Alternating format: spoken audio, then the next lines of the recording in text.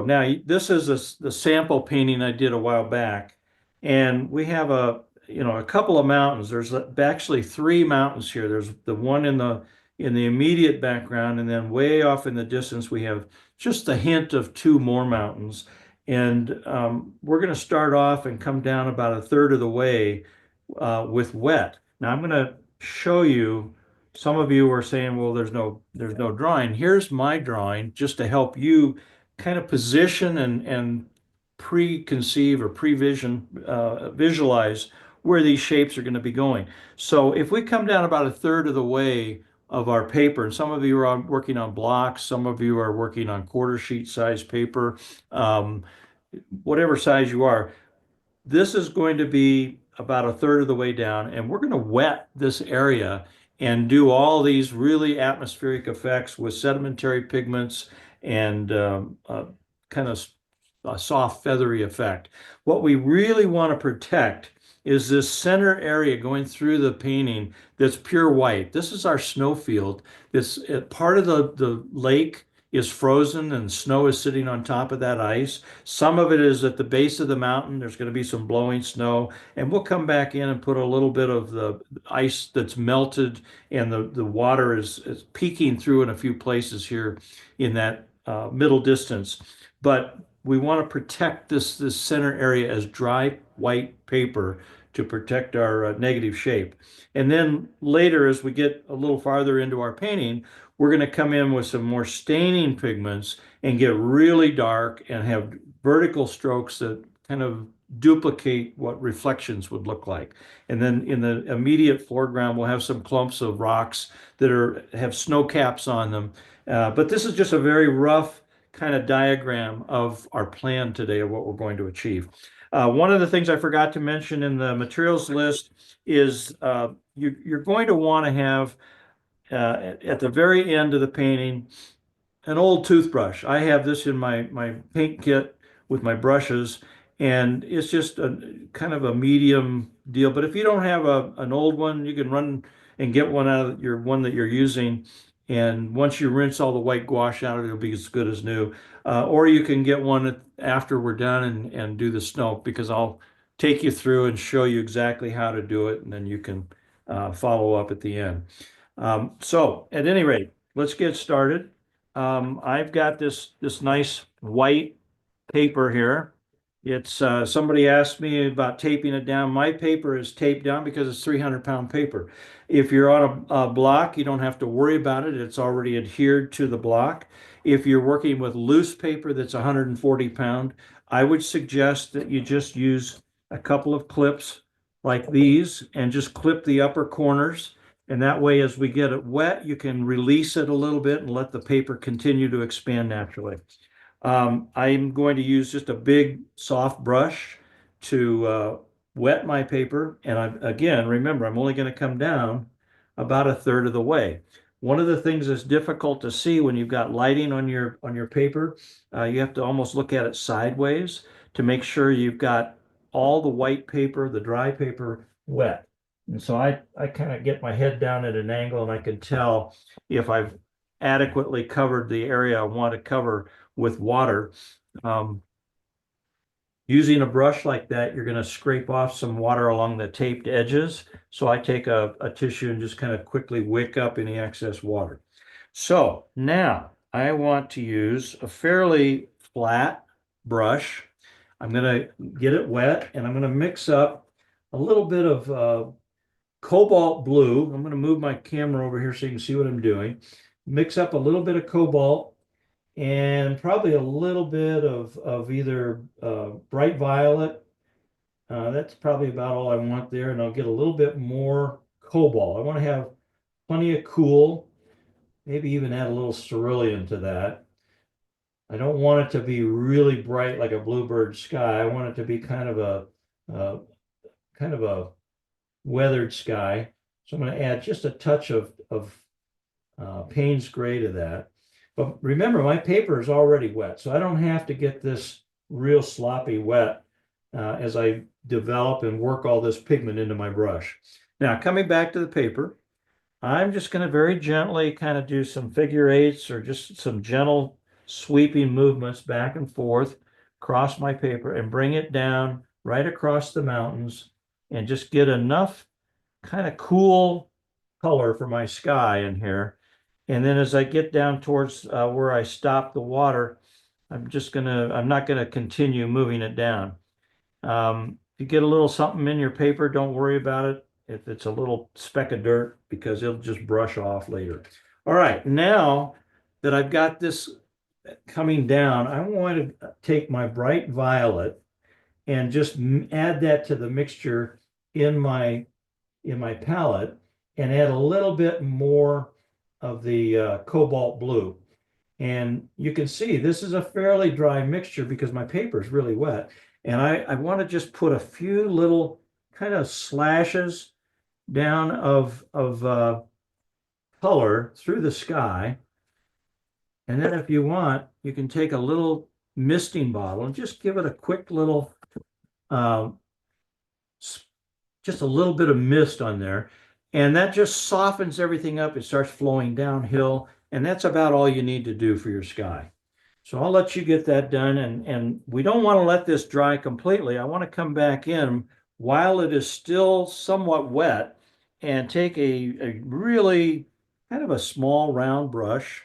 This is an old uh, Kolinsky brush, but the tip is all worn off, and that's fine. What I use this for is just to kind of crunch things up and use background things. But I've got these little shapes of the distant mountains. So I'm going to get a little bit of cerulean blue. It's going to be fairly dry. I want it to be drier than the wet of the paper, because if my brush is loaded with pigment that's wetter than the wet of the paper, it's going to bloom. So I'm going to come back in and I'm going to find kind of where my middle mountain is, and I'm just going to give a hint. Maybe I'll add just a touch of raw umber to that cerulean and just put a little touch of something that would be suggestive of a mountain shape that's way in the back. Maybe add just a touch of yellow ochre. And then the one that's in the secondary area, I'm going to get it just a little bit darker. I'll add a little touch of ultramarine to my cerulean blue and mixture, and it's a little drier. And I'm just going to come back in and drop this in here as a shape. And I'll get a little bit of raw umber, which is warm, and the warmer temperature of this is going to make it feel closer than the one that's off in the distance. And I'll add a little bit more of the ultramarine blue just to kind of take it down in value. And a little shedding bristle. It's all right. And I'll add a little bit of that bright violet too, just to kind of warm it up and give you the shape of this hill that's out there. And then I just wipe everything off my brush and I can kind of soften this and just lay it down into this wet area and just feather it away. Maybe add just a touch of warmth up in here. All right, now we've got the rest of the mountain we've got to worry about. I'm going to go back to my flat while this is still fairly wet, and I'm going to pick up a little royal blue or a Prussian blue or an Indrathine blue, something that's really dark. As I bring my camera over and I show you the palette where I'm mixing, you can see how really dark that is. And I don't want to get a lot of water, because if I get too much water, I dilute that value and I create blooms on my paper. So I just really want to get a little sap green mixed in with that cool royal blue. And it's going to give me a kind of a rich blue-green. I will come back over to my painting and I'm going to come right down. Even if I get a little scratchy, that's okay. And I'm just going to bring this in. I might add just a touch more water and a little bit of raw umber. And I will just bring that right on across. And we've got a little peak over here. I'm going to bring that down. And you can see it's starting to feather and get a little bit of a soft edge at the top there. So let's get a little bit of orange. Drop that in. You see what it does with that blues. It just kind of neutralizes and gives a nice earthy color. But as I'm getting closer to the bottom of this mountain, everything's getting warmer and darker in value. So I'm just bringing this down as quickly as I can while it's still wet. And if I need to get a little bit more of that royal blue, I can drop that in along and just redefine sort of the top edge of that peak. Add a little bit more of the orange. And I got a little bit of warmth there. Now, all of this board is elevated just a little bit with a roll of tape underneath my board. So everything is rolling and gravity is pulling it down. What I want to do now is take just a soft brush and I'm going to lay this board flat on the table, the surface. And I'm going to just drop in a little bit of pure water. Actually, what I may do is take one roll, 3/4 inch tape and stick it underneath nearest me at the bottom of the paper so that the board rolls away from me. The gravity would pull the pigments away. And I'm going to drop a little bit of pure water right along the bottom edge of this dark pigment and just let the water react with those rich dark pigments. And the more water I put in there, and I can take a flat brush and just drop a little bit of water in there, and it just creates a little kind of reactive explosion where the water reacts and repels some of that dark pigment.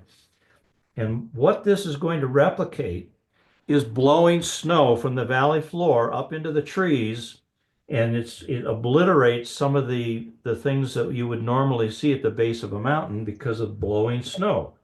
And it just gives a really nice effect.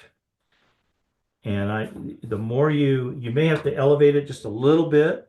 I then can take rinse my brush and wipe it off and wick up any excess water and pigment that's crept down into that white area. And you can see, you just rinse your brush and wipe it off. And this is now going up into my sky. I don't want that. So we'll come back in and get a little bit more of that bright violet and just kind of come up. Randy, can you revise the colours that you used for the darker mountains, please? The dark colors. Yeah.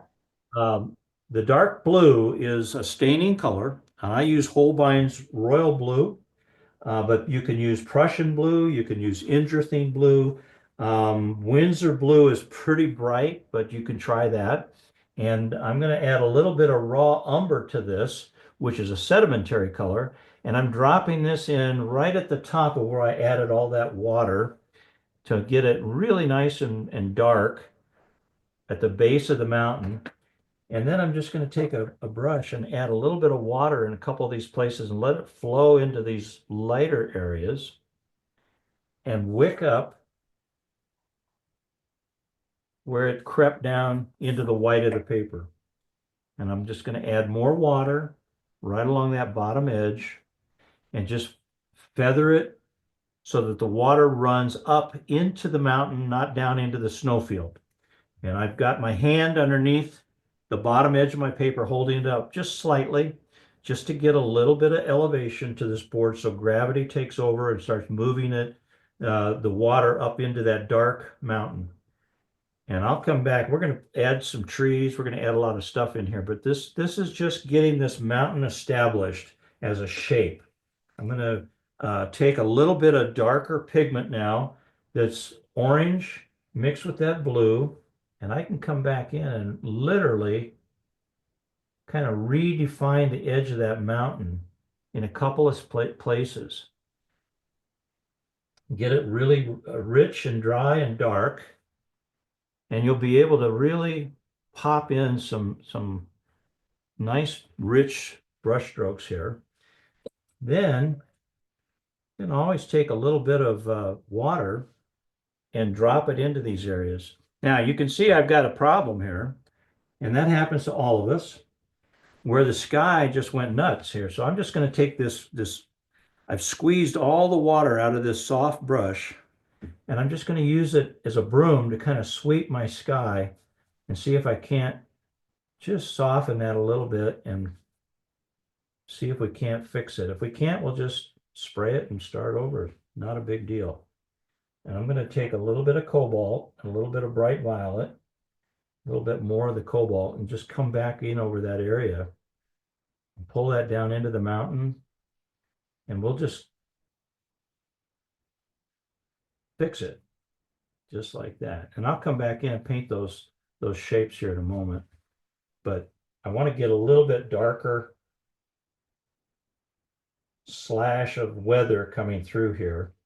So we'll just put a little bit of something coming down there. And then I'll just take my spray bottle, tip my board up so that it's angled down towards the bottom, and just drop a little bit of water on there. That lifts the paint, it kind of smooths it out, runs it right across any blemishes, and you're in good shape. So we'll soften this back edge here a little as well. I want to pull this up into the sky, put something underneath my board so I don't have to hold it. And I'm going to pull some of this over across here. One of the things that we're going to do later when we put snow on this is the falling snow is going to obliterate a lot of this stuff that's going on. What's important is that we get this nice and dark so that the falling snow will actually show up. All right, got that handled. I'm going to go back to a level, everything's sitting level on the table, and I'm going to soften where this pigment from the mountain started bleeding down into the white of the paper. And all I'm doing is taking a clean brush and just pushing it along the edge here, and that just lifts any of that pigment and softens the edge. And once this paint starts to settle down into the tooth of the paper and not be so runny, we'll be able to come back in and drop in some more fresh water, and it'll just erode back up into that rich, dark stuff. And I can just even drop a few just pure droplets of water into the mountain in a couple of spots here. So at this point, I'm going to stop and let you kind of play with this and get it to this point before we go on to do these other mountains in the background that I ended up wiping out. Hopefully it's a consolation to everybody that we all have these problems. The wonder of watercolor is its unpredictability. You never know exactly what's going to happen, and you have to be prepared to react and not get too upset and just let the painting kind of evolve on its own. But this is going to have a really nice, I love what's happening up here with some of these little blooms that are occurring in the mountains. It's giving it some beautiful texture. And we're just going to let that sit for a minute and kind of percolate while we let things kind of develop on their own here. I'm going to take my big flat brush and make sure it's completely clean, just has pure clean water with no pigment in it. I'm constantly rinsing and wiping. Now you notice this has some earthy tones in it in a few places. That's from the orange that I put in. And I use a translucent or transparent orange by Schminke. If you don't have that, a little burnt sienna might be the ticket. But I come back in and add a few of these little pops of color to give it some life. Here's some burnt sienna I'm going to throw in there. See what happens there. But you notice I just touched this with a wet brush, and the pigment and the water mix on my brush was a lot wetter than the paper, and it's blooming. So I have to take a fairly dry brush, and I can kind of soften this a little bit and create a little lighter area, come back in with my raw umber and blue, and drop in some nice darks on top of that.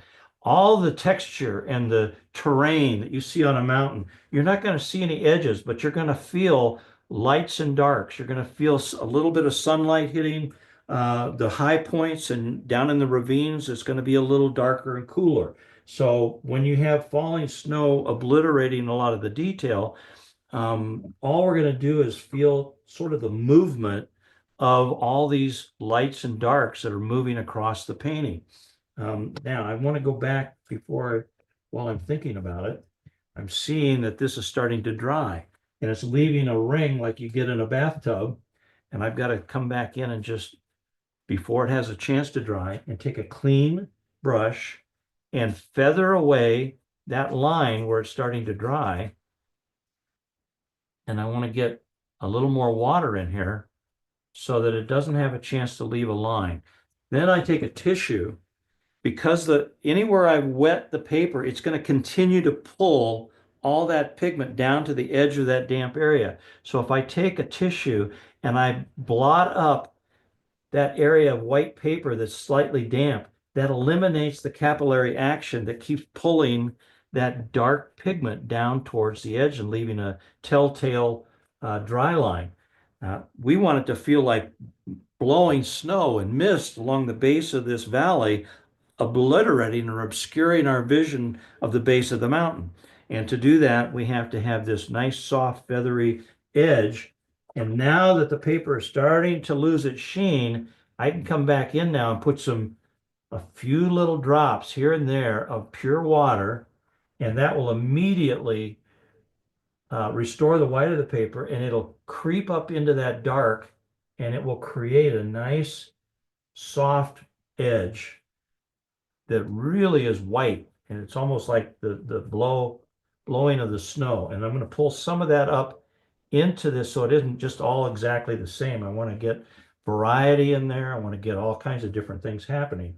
If this bloom here is getting a little too light, so I'm going to bring in some warmth in a few places, a little bit of the dark blue, which is the royal blue, and pull that down right towards the bottom. And I can always smooth things out a little bit just with a little bit of a misting bottle. What that does is it raises the pigment up off the surface and lets it mingle naturally with the other pigments. And that's how you get that nice glowing result once it dries. You won't see any brush strokes. You'll just see the remaining. I'm kind of pushing a little bit of pure water along the bottom edge of this mountain. And then I'll come back in and I'll wick up any dampness so that it stays right up against that dark as an explosion of a bloom that is just really white. And that gives a really nice effect to create the illusion of blowing snow. And then we can always take a tissue and we can kind of just very gently in a couple spots, just pick up a little bit of the dark, interrupt it, almost like blowing snow going across the surface of that mountain. So you get a lot of variety in there. I'm going to see if we can't get a couple of little blooms going with a couple of droplets of water in that big shape. But it's a beautiful shape. It's very abstract, kind of indistinguishable, but it has the definite character of a mountain that's obliterated in a snowstorm. Now, I've got wet paper here still, and I want to come back and get these other mountain shapes in. So I'm going to take just a little bit of cerulean blue, clean my brush, make sure it's not a dirty blue.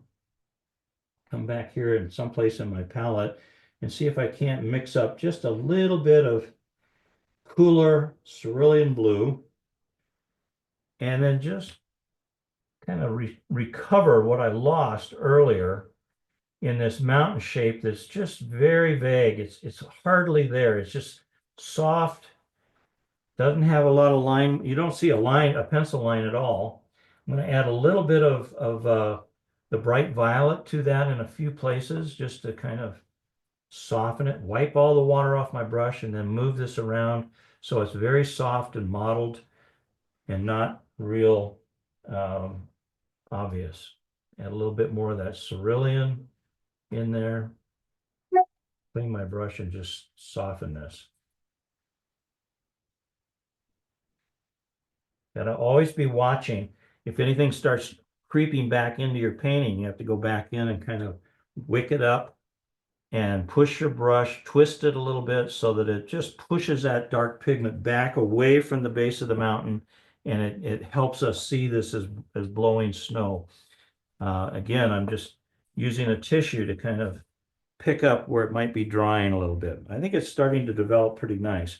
Now we still have another mountain back in there, but it's too a little too wet on that paper, so I'm going to take my heat gun and just very gently give it a little heat to help accelerate the pigment sitting down and settling into the paper so it's not quite so wet. And then I'll take my raggedy round brush here and get a little bit more of that cerulean and a little bit of the bright violet. And we'll just kind of create another shape of a mountain that's back in there.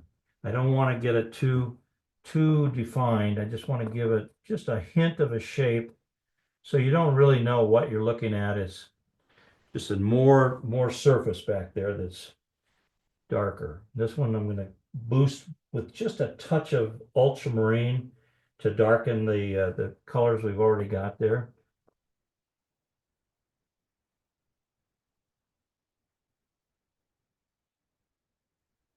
But you can see that just really makes it feel like it's pretty distant. And I like what's happening here. Now I'm going to take this brush and make sure with a tissue that it's completely wrung out of all the water in it, and just use that dry brush to push some of this wet shape that's feathered right along the base of the mountain. Get a little bit more water down here where we have a hard edge and soften that. We just want it to be soft and misty, nothing too obvious as a paint stroke or a brush stroke or anything like that. So it's a ragged edge. It's there's no repetition. It's not anything that is man-made. It's looking very natural and asymmetrical. So we'll let that dry for a minute. And while we're letting that dry, and I'll let you finish up, I'm going to zoom in here a little bit on what some of the water where I just splashed it into that really staining dark pigment happened. It repelled the pigment, and you get these amazing little textural effects that just feel so painterly, and that's a nice effect that we can be after. So I don't want to obliterate that. I don't want to lose it. I am going to put some trees along the horizon line here. So I'll take my round. I have a little what do they call these? A perla. Perla round's a medium size, and it's a synthetic brush. Get it a little bit damp, and I'm going to get some more of that dark pigment with the royal blue. Here, I'm going to come over here so you can see what I'm doing. I'm mixing up a little bit of that. I'm going to add a little bit of raw umber to that. It warms it up and gives it a little more earthy quality. And just a touch of water to keep it lubricated on my brush. And then add a little bit more of that royal blue. So I've got two colors going here. I've got raw umber and I've got the royal blue. And now I'm going to add just a touch of the sap green. But with that blue in there, it keeps it a very cool, very cool dark blue. And it's got that raw umber in it to give it some earthiness. And this is going to be my trees that are kind of in the base of this mountain. I'm just going to kind of come back in and put a few little marks in here. Clean my brush. Push a little water into that so that it's just very wet. And then I'll really clean my brush and get all the pigment off and just soften this in a few places. Go back and grab a little bit on the tip of my brush and come back and have a few trees in here and drop in some darks over here that are kind of coming up through some of this this blowing snow. Clean my brush and just tickle the edge of some of these so it doesn't feel like we're seeing the edge of a brush stroke. We're just getting bits and pieces of dark that signal to our brain that that's a mountain forest back in there, kind of a forested area. And rather than leave the tops of these all really very clear and defined, I'm just touching them with a little bit of water, and you're going to get varying amounts of dark. Some are warmer, some are cooler, some are darker, some are lighter, but you want to have just a little bit in a few places that are really nice and dark. So it feels like there's some depth. You're looking back down into the depth of some of these things. And Then I just completely rinse my brush, get it all the pigment off, and I wipe it off so it's just slightly damp. And I'll come in and I'll just kind of grab a little bit of the top edge of some of these tree shapes so that they just get a little smeared. And again, this is so far off across the valley that this is like blowing snow. We just don't really see everything. We just get hints of it, that there's some tree lines in here that are nice and dark. There's a little bit of warmth with the raw umber in a few spots. But basically, we've established the base of that mountain with some nice tree shapes that are in there, and then just soften them in a few spots just by taking our brush and softening them. So now I'm going to pull the camera back so you can kind of see where we are, and I'll let you kind of finish this up before we go on to the next step, because the middle part of our painting is going to be pure white, and it really needs to be dry. It needs to be protected. So I think we'll address that in a moment.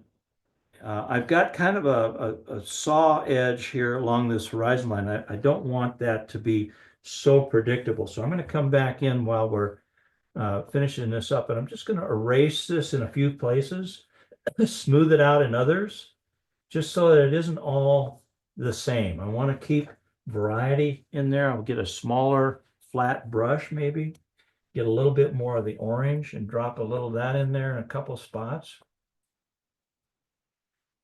And then just take a wet, a slightly damp flat brush and just tickle part of that so it doesn't feel like there's a predictable edge to it. It's just kind of very soft. I've got a bit of dark that I dropped in over here and it's starting to dry. So I'm going to take the top edge and just tickle it with a little bit of a wet edge so it just kind of flows up into the mountain and doesn't really have a defined edge. I've got a bit of really strong white there. I like that.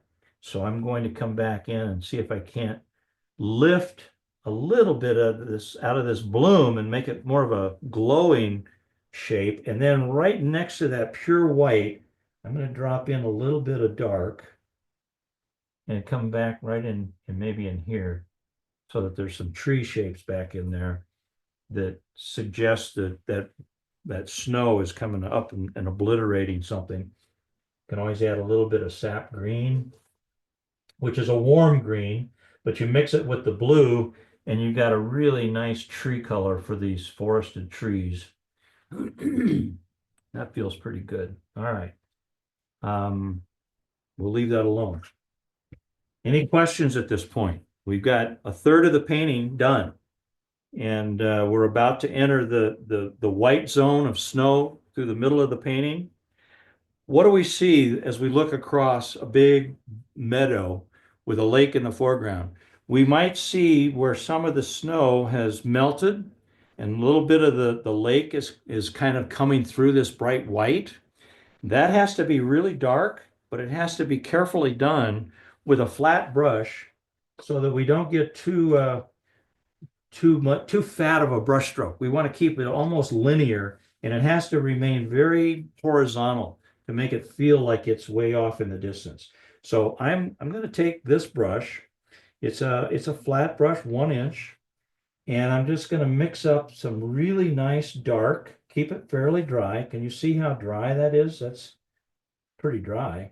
And pick up a little bit more of the orange and the raw umber with that, so that it's got some really nice earthy richness to it. Why do I add orange to my blue? It gives it a lively dark. Instead of adding black, I use these two colors, blue and orange, and they make a really rich mixture that's very dark, and it's going to stay dark. Anyway, I'm going to, just in a couple of places, I'm going to create the illusion of a couple of gaps in here where the lake has broken through the ice and the snow, and it's creating kind of a little pattern that breaks that up. And that's about all you need. That's so far off in the distance. We're looking at it obliquely, kind of from a shallow angle from the eye, the viewer's eye level. And all we're seeing is just a little bit of dark across there. And all this is dried now and given us this effect of blowing snow in the distance. And we want to let that dry. I'm going to get this just maybe even like a cerulean blue, and I'll just kind of very delicately put a few very pale blue lines in there as well, just to suggest that they're so far off in the distance we can't really tell what they are. They're not as nearly as dark as these areas here in the middle where our eye goes. All right.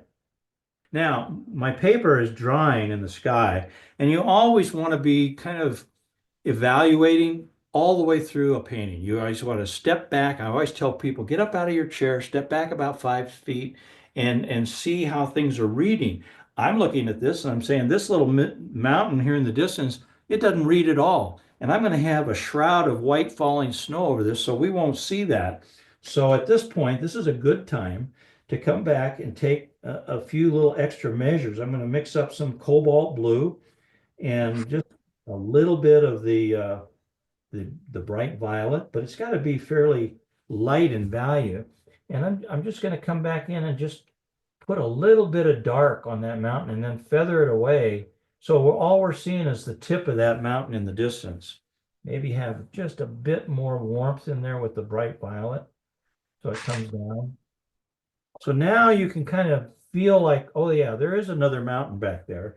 And the secondary one here that's closer to us needs to be a little darker as well. So I'm going to come back in with the cerulean and just darken that. But it's cooler than this big mountain that's closer to us. So I'm using a cerulean blue to keep that cooler. But at the same time, I have to darken it just a little bit so it reads as three mountains receding off into the distance. Randy, I have a question. Yes. I got a few spots of paint, literally dots of paint in my sky that I don't want there. And I have tried to get them up with water. Do you have any suggestions? Well, I have the same problem. I got a big bloom here, but here's the secret. When we put this falling snow on top of everything, nobody's going to be able to see any of that. It's going to just literally disappear. And I will tell you, most of you will panic when something like that happens. But in this case, what we're going to do at the very end of this is going to cover up a myriad of sins. I mean, it's like it's so forgiving because any mistake you made is just literally going to disappear. All we're really looking for are the big dominant shapes in this that are going to show through as dark shapes. And the falling snow will only show up if we have darks underneath, the falling snow. Anywhere where we've got the white field of snow, you're not going to see any falling snow on that at all. It's only where you've got dark values in your painting. Now, let's talk a little bit about the edge of where the snow turns into water. The ice has melted, the snow fell on the ice, but all of a sudden we transitioned to water. And if I go back to my sample demo, I'm going to pop that in here real quick for you. You can see you have to keep these edges fairly horizontal. Even where it cuts back in a little bit, they remain horizontal. That's kind of an illusion we have to create as painters to make the viewer feel like they're looking at a distant shore and that the body of water is always seeking level. If we start getting too many big curves in there, it's not going to feel natural. It's going to feel like, wow, the water's rolling towards us as a tsunami or something. So this is the point where you can take a pencil and you can kind of come in and give yourself a few little dark little reference points that tells you want to get in here and create some nice horizontal edges to this ice field or snow field. And you can come forward and break it up, but then come back and keep all these little jags kind of horizontal. And that'll make it feel like it's even more distance. So I think everybody, if you look at your screen, you can see I put in a pencil line now that really is very horizontal, but it's got some variety to it. Some of the fields come forward, some of them recede back, but they all pretty much remain horizontal. That's also going to help us when we use a flat. I'm going to use a flat brush, and I'm going to come back in here and bring this vertical strokes down. But before I do that, I want to define my foreground. I have a couple of big rocks along the shore, but they're covered in snow.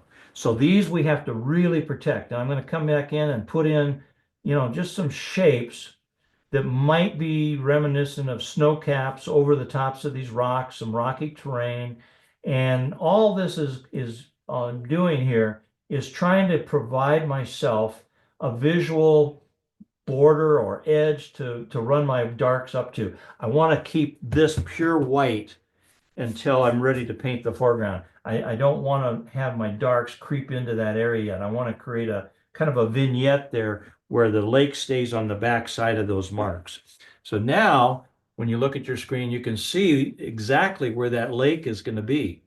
If we had taken these dark of a lines up in our mountains and had all that wet and wet going and paint kind of running, we would see all the lines through these mountains. But now, because we're going to come in with such dark values between these lines within this little border of shape, it doesn't matter. Why do we do vertical strokes instead of horizontal when we're doing water? It's because when the viewer is looking at water, the reflections all run towards the viewer. And if we've got a big white area, a gap in the mountain right in here, maybe we want to try to remain a little lighter in value with our vertical strokes in here. And we want to get cooler and midtones on the left. And as we move progressively across to the right with this big dominant lake shape, we want to progressively get a little darker and darker and cooler and colder. Because as we're looking into this water, it's inky dark blue, and it's not a warm blue, it's an icy cold blue. So this is where we want to get our flat going. And I'm going to mix up some more of this royal blue. I'll get a little bit here, and I'll just and I can do all this pretty much dry, but I want to have enough water on my brush that I can keep moving that brush across these shapes. I'm going to take my brush and wipe the paint off of it where I dropped it. And we'll start over here. And again, I want to get my board elevated slightly. So I'm going to put a couple of rolls of tape under here so it's angled upward. And I'm going to come along those pencil marks with this flat and really kind of break up that ice field edge. So we've got sort of a nice defined edge. But then while it's wet, I'm going to keep and just come straight down with these nice vertical strokes and very carefully come in right around these snow-capped rocks in our foreground. And once I get past this place where it's fairly narrow, I can be a little more loose and free with my brush strokes. And it's very wet because I have plenty of water on my brush. So now I'm going to go back in and get some darker values, and I'll just drop these in a couple spots, let the water run downhill, and really get the darkest right behind these rocks. And then I'm going to pick up a little bit more of the raw umber and add to that, and it'll give me a little bit of a greenish cast to it. But it'll be very dark. And then at some point, I can add a little bit of orange to this mixture. And while this is wet, I can take a little bit of the, now remember, we're coming up where this little valley is, and I'm going to add more water in here so that this feels a little lighter in my vertical strokes. Add water there and just bring it down. Go back and get some more rich color and drop this in here.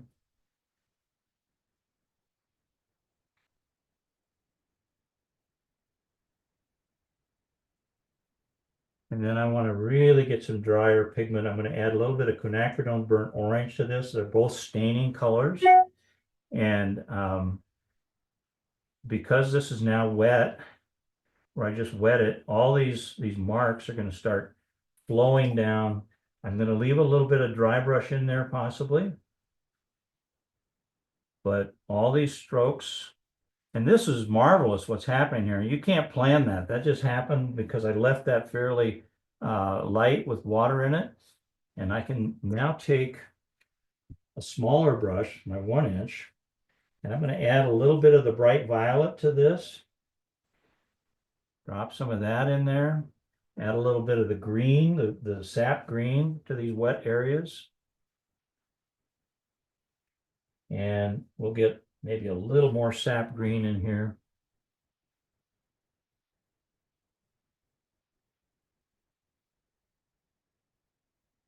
You kind of have to finesse some of this foreground shapes.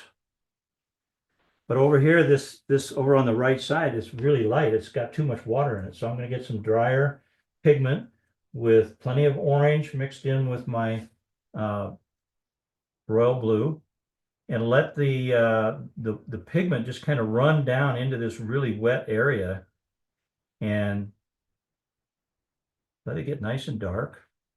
Add a little bit of orange where some of these other colors are in here.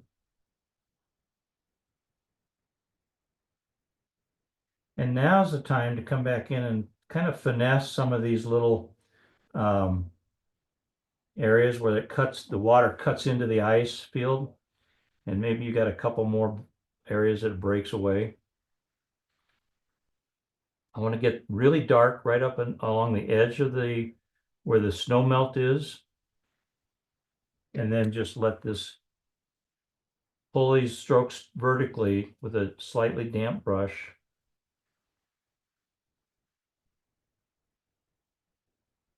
I want to get a little bit more of that orange in there. And then we'll just wick up the edge with a tissue and just watch what happens. I mean, a lot of painting is sitting back and watching what happens. This area that was so beautiful, it's a little bit overpowering. So I'm going to wipe off my brush and get a little bit of cobalt and cerulean. Let's see if I can get maybe some turquoise in there. I don't know. We'll try that. See how that looks. Yeah, this is what it needed, just to tone it down a little bit. Kind of have to use your judgment. And then I can take a smaller brush.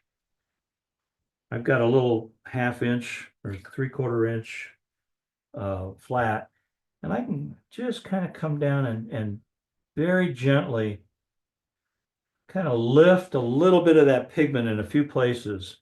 I like the green that's evolving over here. They've got some really nice greens that are emerging. Put a little green there. But this really is nice and dark here, but it's too light at the bottom, close where it's closest to us. So I'm just going to take some of that pigment and really get this bottom corner really nice and dark. Rinse my brush.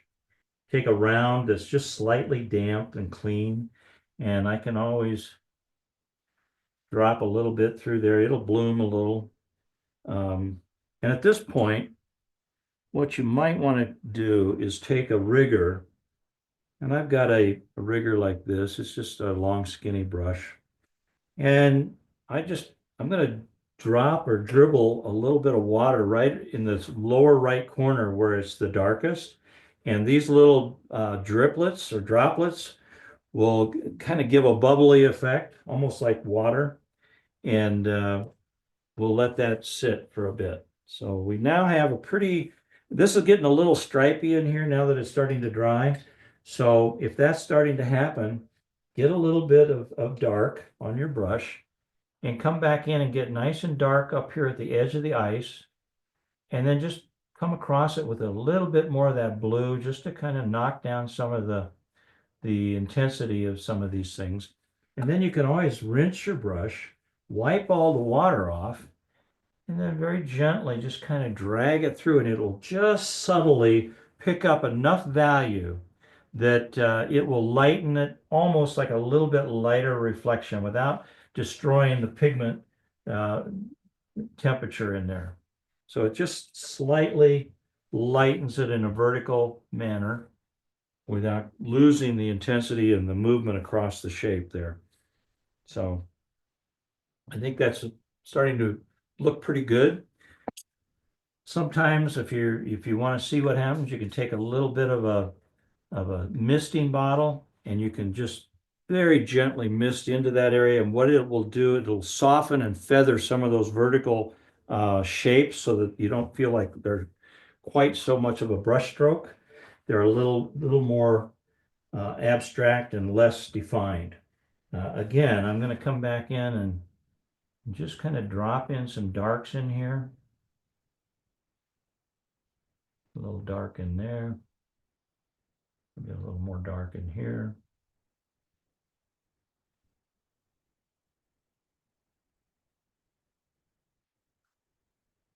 I think that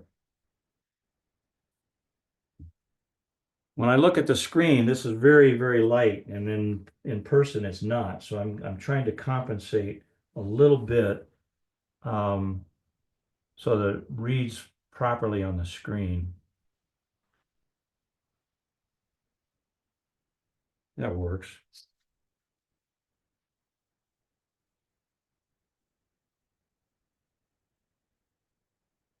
All right, let's just kind of wait and see what happens here.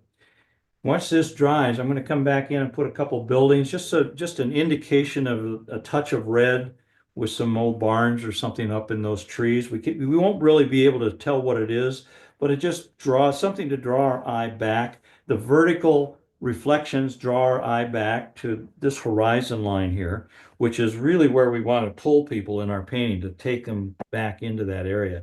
But as we're letting this big dominant shape of the lake dry, one of the things I think I'm going to add, just to add a little bit of interest, not all of you may have this color. It's there's two pigments, two different manufacturers of basically the same color. Holbein makes Horizon Blue. Winsor Newton makes it's cobalt teal light or cobalt turquoise light, but it's basically a kind of an aqua color. And I'm going to get a little bit of this because it will repel some of these darker colors, and just let it kind of run down and see what happens here. It gives sort of a frosty feel to it. And I don't know if it's because there's a little bit of gouache in that or not, but it sits in there and starts moving, and it just creates kind of an interesting effect. There we go. And this isn't rolling quite the way I want it to, so I'm going to tip the board up to see if I can keep it rolling to the bottom of the page or the bottom of the paper. That works. Now we have our foreground here that we need to play with. So I'm going to come back in and undercut some of these snow caps with a Perla brush. It's a medium-sized round. I'm going to get some raw umber, maybe a little bit of yellow ochre, and we're just going to kind of come in and put a few little earthy little spots where some of the earth tones are starting to emerge, and I'll get a little bit of orange in there, transparent orange, to warm it up in a couple spots, and then come back with some of this really dark that's in my palette, and just drop it into some of these wet areas, just so it's a bit of a shadow in a couple of these little snow holes that are kind of the snow is leaving gaps of ground exposed. I'll come back in with some burnt sienna, get a little bit of that in here. See if I can't get some of that on there. Has a little bit of a reddish tone, whereas the raw umber has kind of a greenish cool tone. And then I'm just going to take a damp brush and I just want to pull some of this into this snowfield. Not everywhere, but just enough so that it's almost like reflections of the warmth of the terrain that are coming into the foreground. Come back with some of that blue and the raw umber and drop a little bit of darks in a couple of spots. And then just maybe take a misting bottle and just squirt some of this. So it just sort of has, oh, I got it into my water there. So we'll just take a tissue and retrieve our snowfield there. And then to keep that from blooming, I'm just going to quickly dry it. You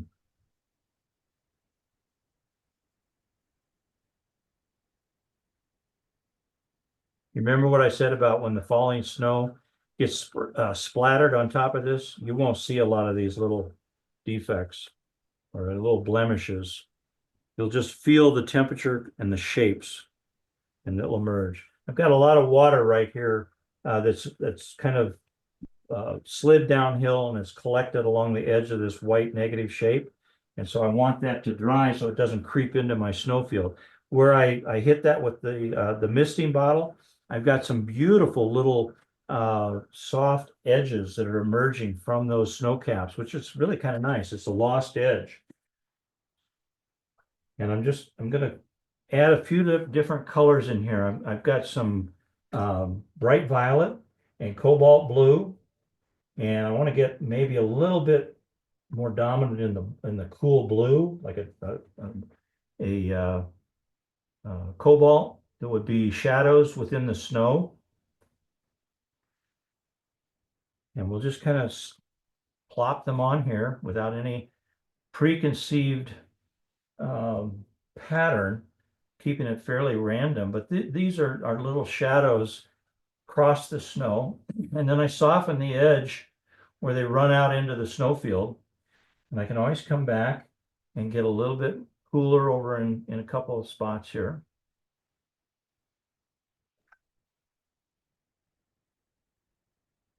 And I'll leave a little bit of white in a few places, but mainly it's the white on the snow caps of these rocks. And I just noticed something that really kind of bothers me. You see how I've got 4 shapes that are all identical? This is why you always want to be stopping and kind of looking at your paper and your painting and evaluating all the way through. So I can take a magic eraser at this point and I can come back in and maybe change, add a little bit more white in here. And it's going to kind of wick that up so it isn't so obvious that it's a big, I just want the snow to kind of run from one shape into the other. And maybe over here, I change it down in this area a little bit. So now they're a little softer. They're not quite so much the same. And we'll let that dry. And I can always add a little bit of orange in here in a couple of spots and suggest that there's little holes in the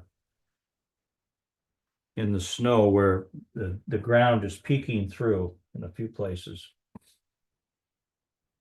Feels more natural when you give it these opportunities for terrain, because that's how snow is. It doesn't fall evenly and blanket everything unless it's a flat surface like we had back across the lake. Now, I had a pencil line in here where I did not bring all this down, so I'm just going to erase my pencil line that I didn't utilize as a lake or, a leak. And we'll leave that as it is. So I'll let you kind of finish that up before we go on to the next step. But we've got a pretty strong painting already now. I'm going to back this up so you can see the whole thing on the camera. Raise this up so you got the full. Can you revise the colours of the water, please? Colors that I used? I Yeah. started off with a little wetter brush load of the royal blue Holbein. And because there's more water, it just doesn't go down as dark of a value. But it's basically the same paint here as it is over here on the right side. But over here, I'm applying it drier, more pigment, less water. And then I came back in a couple places and I put some transparent orange into the blue. I dropped a little sap green in. And in a couple places, excuse me, I dropped in some of the horizon blue or cobalt turquoise light. And it just varies the intensity across there, but it's a pretty dark field. Now, we're getting some blooms and some things that give texture to this. We could be a little darker, but I'm going to leave it alone because once we start putting the snow on, we're not going to notice any of that anyway. It's just going to all be a dark shape. But what it does, this provides movement from left to right. Why? Because we have a lighter value over here and it progressively gradates to a slightly darker value as we pull to the right side of the painting. This over here on the right side, because we have a bigger area of water, it feels like it's getting closer to the viewer. And by getting darker and adding a little bit of warmth in that dark blue, it just really feels like it's coming towards us. Whereas over here on the left side, we feel like it's a little farther away. It's on the other side of these rocks that are in the immediate foreground.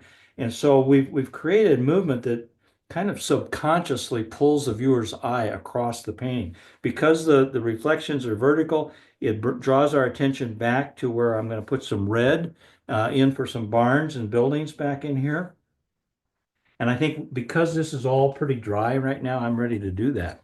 So if, without further ado, I'm going to find one of these round brushes and get a little bit of a pyro red or cadmium red, whatever you might have.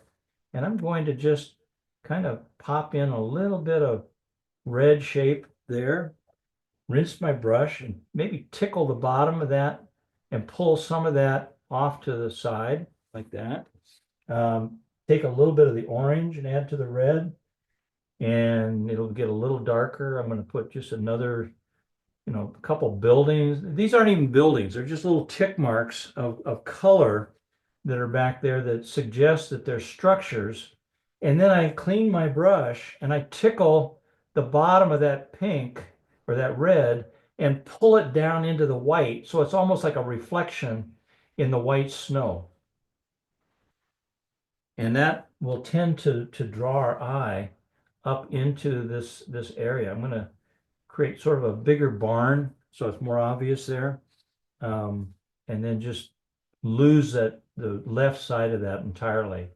So it's just some shapes that are back there in the far distance. And I can always come back over the top of those once it dries with a little bit of dark to establish the base of these, but I want to dry it first. So we'll get that. So it's just sort of a local color of red against all that white and tree shape. And once it's dry, then I'll come back in with a little bit of dark and just kind of pop some dark in on either side of that in a couple of spots. And it just draws our attention, that little bit of dark.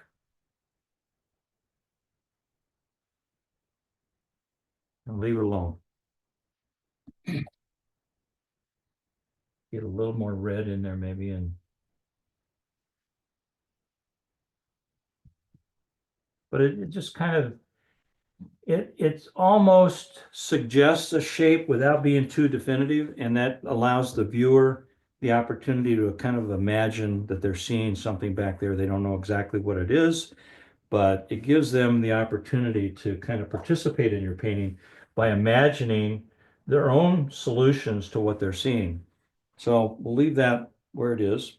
I'm going to come back in with a few darks now in the foreground, but I've got to dry this. So I'm going to add a heat gun right into the foreground.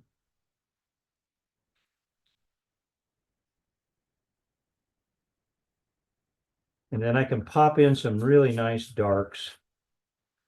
I mean, it looks like I've got darks, but I really don't.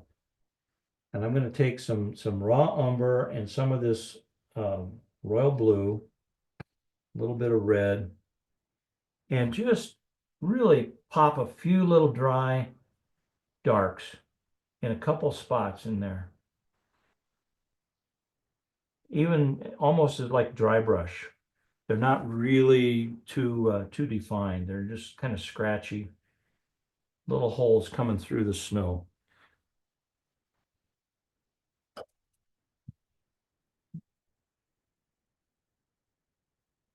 All right. Now, I want to connect my foreground terrain to my middle ground. How do I do that? I'm going to put in some cattails and some branches and some things that are coming up out of the immediate foreground that intersect my lake and go up and we see the tops of them against this white background. Without that white background, you would lose it completely.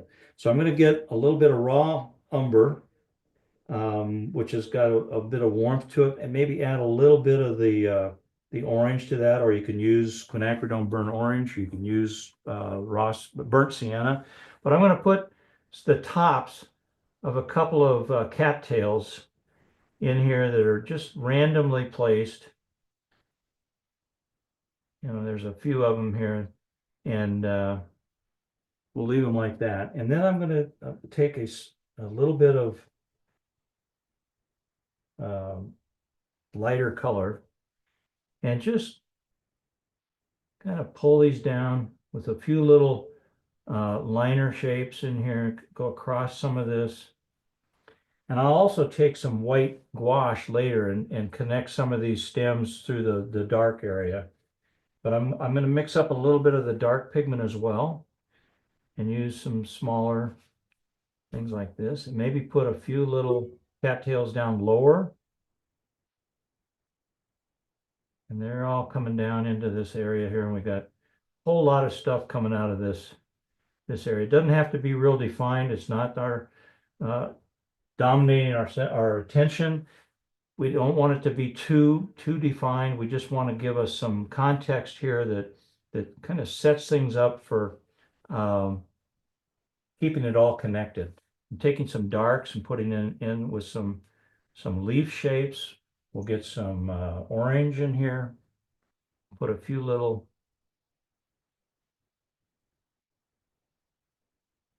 it's all just terrain, and I'm not trying to draw as much as I am painting some of these shapes that would give us the illusion of vegetation.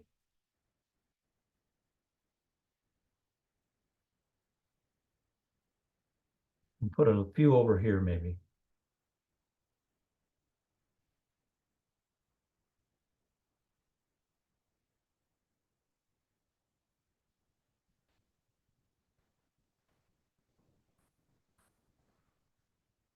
Okay, we'll leave that for now. And I want to dry this, make sure it's completely dry.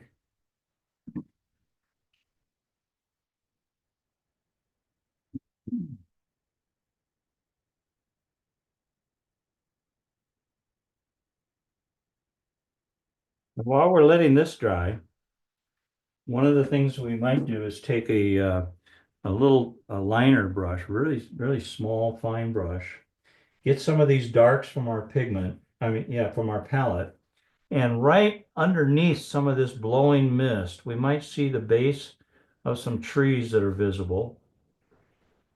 I'm going to get some darks in here.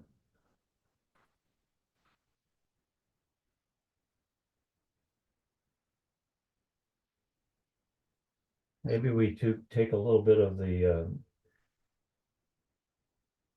just some scratchy stuff. Doesn't even have to be a hard line, just a hint of something at the base of some of that blowing snow. And then a few little darks that are maybe the base of trees that we're seeing through some of this.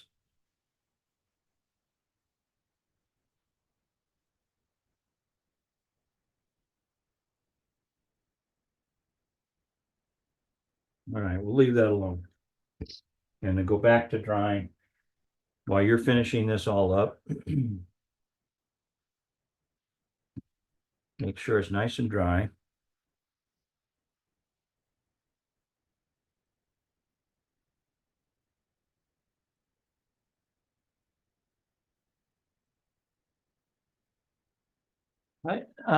If you have white gouache, permanent gouache, titanium gouache, titanium white, permanent white, I use Winsor Newtons. I have a big tube of it that I carry around. But I don't put it in my palette where I have my transparent watercolor. I have a separate palette, but quite frankly, if you have a scrap of watercolor paper, you can use that because you're going to throw it away. But just keep your white gouache completely away from your transparent media.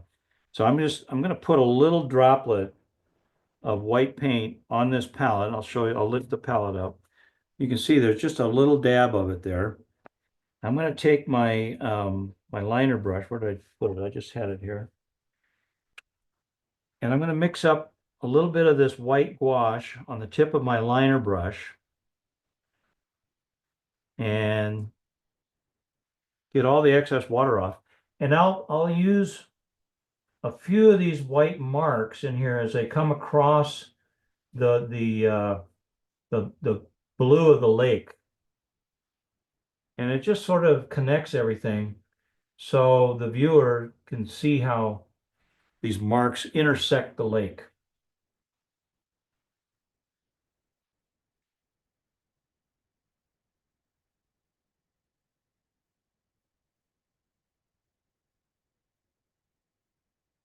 Probably about all we need.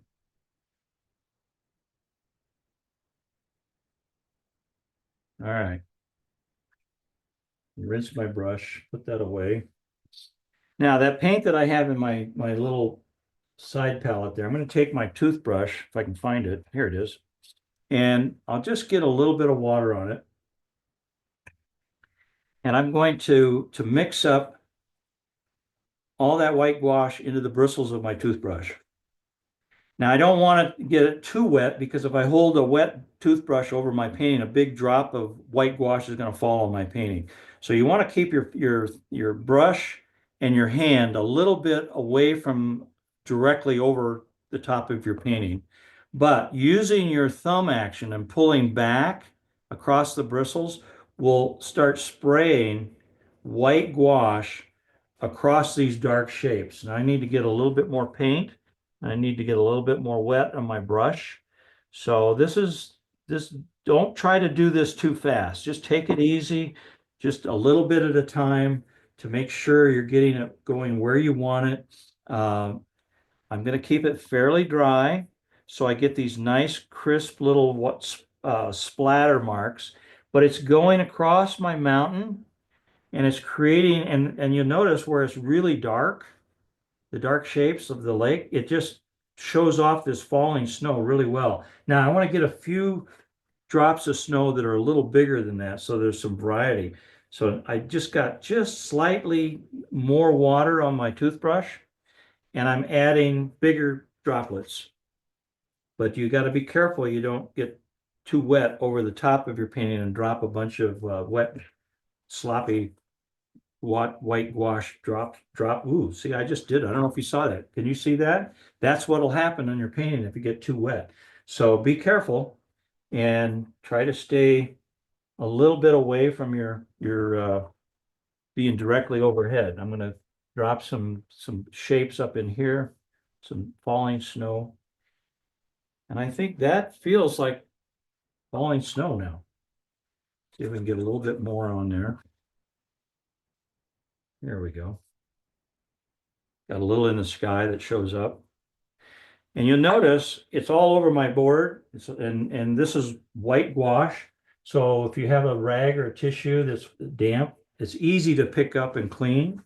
But be careful you don't drag your tissue or rag through your painting. Let your painting dry, but you can always come back and clean this white gouache up really well. If you ran and got your toothbrush that you use every day, you can see that when you rinse this off, you'll be able to completely clean everything up right away.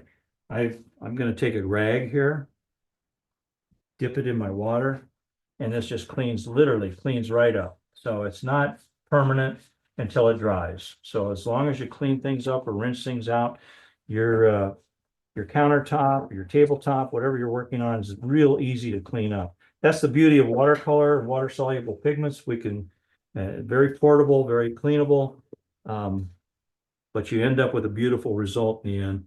I think this painting can now pretty much show, we might even want to add a little bit more now that it's starting to dry. If you get too much water in your gouache, what's going to happen is it's not going to be as bright a white.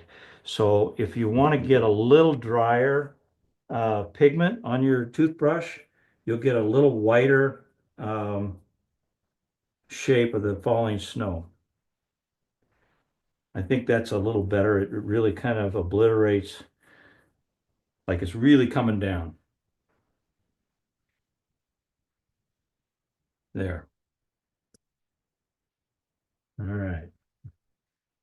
makes for a really fun painting, and they generally come off pretty darn successful because this little shroud of white splatter covers up anything that was an imperfection. So your opportunity for success is really high when you do it this way. It just gives you a really nice effect. It's very atmospheric, and but it really communicates kind of a mood and a temperature, and you feel like you're out in a snow day and it's snowing like crazy. Even these little cutbacks here where in the middle ground, a little bit of white splatter against those really dark marks, you can feel like the snow is coming down.